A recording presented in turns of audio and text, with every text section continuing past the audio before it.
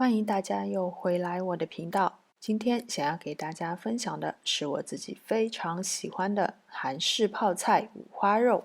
200克带皮的五花肉，切成大约2-3毫米厚的薄片。韩式泡菜和五花肉真的非常般配。再准备150克的韩式泡菜，4瓣大蒜头切片，再准备适量的葱段，准备工作就全部完成了。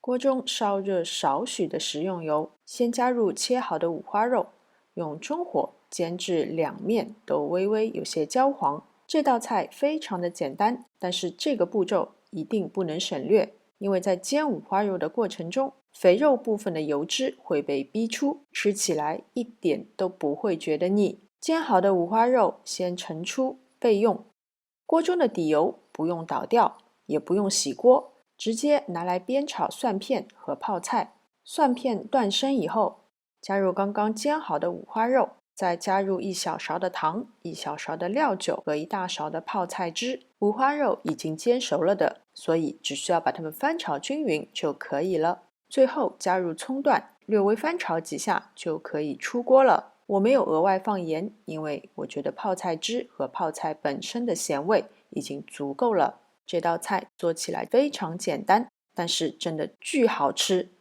好了，今天的视频就到这边，非常感谢大家的观看。喜欢我的视频，请记得点赞、分享和关注我的频道。我们下次再见。